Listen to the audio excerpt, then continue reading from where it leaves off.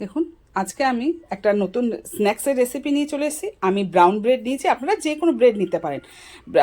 আর এটা ডিম ছাড়া বা ডিম টোস্ট। চলুন, এক বাটি টক দই নিয়ে নিয়েছি। টক দইটা একটু ফেটিয়ে নিয়েছি আগে থেকে। আর একটু 2 চামচ আমি বেসন দিয়েছি। আর একটু জিরে গুঁড়ো, একটু কাশ্মীর লাল লঙ্কা গুঁড়ো, আর একটু হলুদ গুঁড়ো। আপনার এখানে ঝাল লঙ্কা গুঁড়ো চলে, ঝাল লঙ্কা গুঁড়ো দিতে পারেন। যেহেতু আমাদের ঘরে বাচ্চা ঝাল খায় না, তাই আমি কাশ্মীর লাল লঙ্কার গুঁড়োটা দিয়েছি। একটা হাতার মধ্যে দেখুন একটু তেল নিয়েছি। আর তেলের মধ্যে ফোড়ন দেবো একটু সর্ষে, একটু হিং। এটা ফোড়ন দেবো। হিংটা দিলে কী হয়, খেতে ভালো লাগে, গন্ধটা ভালো থাকে, খেতেও ভালো লাগে। আর অনেক মানুষ আছে ডিম খেতে চায় না, তার জন্য এটা বানানো। আর একটু কাঁচা লঙ্কা তেলে ফোড়ন দিয়ে দিলাম, একটু কারি পাতা দিলাম ফোড়ন দিয়ে। এবার একটু নাড়াচাড়া করে একটা ছোট্ট পেঁয়াজ আমি কুচিয়ে রেখেছি। দেখুন, পেঁয়াজটা আমি ছোট্ট কুচিয়ে রেখেছি। এবার কী করবো, তেলের মধ্যে দিয়ে ভাজবো না, জাস্ট পেঁয়াজটা নরম হওয়ার মতন। দেখুন, নাড়াচাড়া করে এবার ওই ব্যাটারটার মধ্যে আমি দিয়ে দিলাম।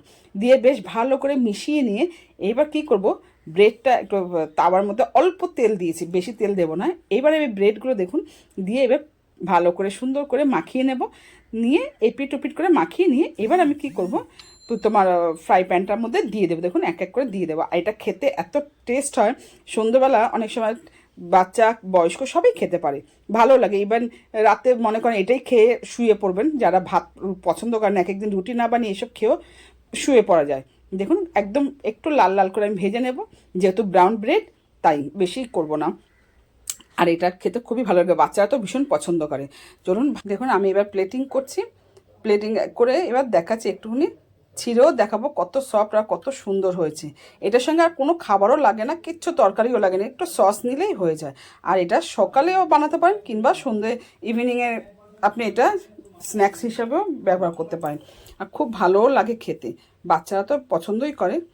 যদি ভালো লাগে তাহলে লাইক কমেন্ট শেয়ার করে দেবেন প্লিজ, অনুরোধ রইল।